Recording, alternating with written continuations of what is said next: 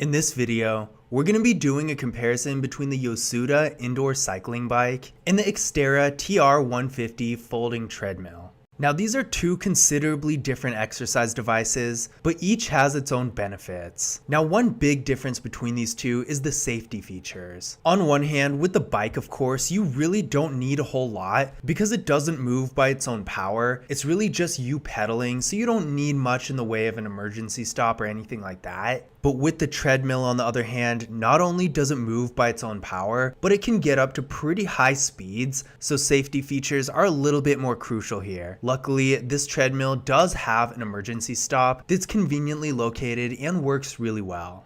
Another difference between these two is the general sense of how these devices operate. Now the bike does have a display to give you some information about your workout, and this display is powered by a battery, but it really doesn't need anything else to operate. No external power, nothing like that. So essentially, even if you don't have anywhere to plug it in, you can still use the bike to exercise as long as you have a battery for the display, and technically you don't even need to use the display to operate the bike. So if you want to work out in a space where you might not necessarily have anywhere to plug something in, maybe you're outside or something like that, then the bike is going to be really ideal for this. The treadmill, on the other hand, unlike the bike, does actually need to be plugged in and switched on in order to use. So if you want to get your workout in outside, or even just in a room or spot where there's no outlet, you won't be able to use the treadmill. Despite this, however, this weakness doesn't come without advantages. While the bike does have adjustable resistance and it has a display to give you a little information about your workout, the treadmill has a 5-inch LCD that's much more advanced and detailed than the bike's display, and it also has 12 different workout settings and adjustable speeds as well, giving you a lot more versatility to choose not only the intensity of your workout,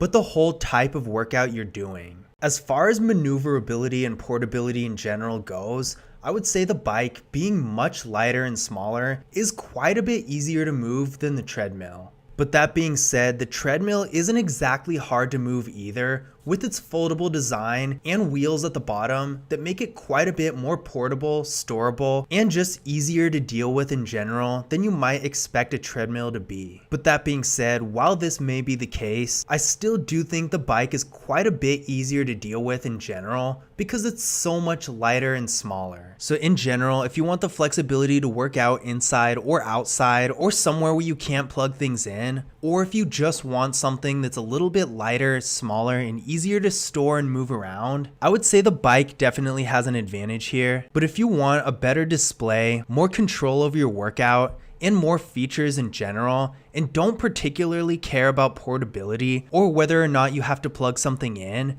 then the treadmill is going to have an advantage. But this was a quick comparison between the Yosuda indoor cycling bike and the Xterra TR150 folding treadmill.